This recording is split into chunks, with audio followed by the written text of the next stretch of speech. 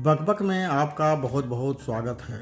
आपने सुना होगा कि जब आप पूजा पाठ करते हैं तो पंडित जी कहते हैं जम्बू द्वीपे भारत खंडे आर्यावर्ते देशानाम मासानाम शुक्ल पक्ष कृष्ण पक्ष गोत्र वगैरह को कहा जाता है। इसके पीछे का कारण है कि अपने देश और अपने प्रकृति का ख्याल रखिए, आपको जानकारी होना चाहिए, संकल्प दिलाते हैं। तो देखा जा रहा है कि हमारे देश में कुछ लोग हमारे भारत माता का ही जो है चुगलखोरी कर रहे हैं। ये चुगलखोर लोग चुपचाप पाकिस्तान को खुफिया चीज़ें भेजते रहते हैं और भेज रहे हैं, कुछ लोग तो पकड़ाए भी हैं।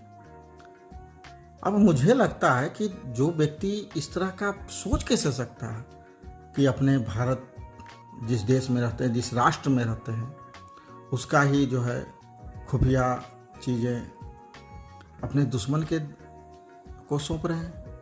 कि क्या स्थिति हो गया है अपने देश का। एक बात जान लेना है, जो भी व्यक्ति अपने राष्ट्र के साथ, अपने भारत माता के साथ गलत कर रहा है, उसे आने वाला पीढ़ी कभी माफ नहीं करे। चंद पैसों की लालच में इतना लालची हो गए हो कि अपना देश का महत्वपूर्ण चीजें जो है दुश्मनों के हाथ में बेचना शुरू कर दी।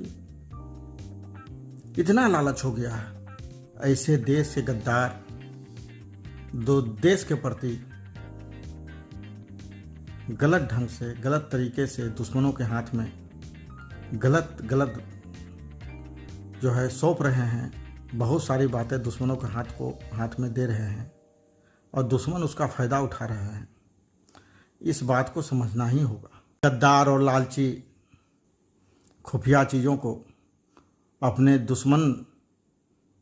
दुश्मन देश को सौंपने वाले को मैं यही कहना चाहता हूँ, तुमने आज राष्ट्र और देश और भारत माता के साथ गद्दारी किया, तुम किस किस के साथ गद्दारी करोगे ये कहना बड़ा मुश्किल है। इस भारत माता के देश का नमक खाकर, इस देश में तुमने जन्म लिया, इस भारत माता में, और तुम देश के साथ ही गलत सलत और गद्दारी करने में जुटे हुए हो।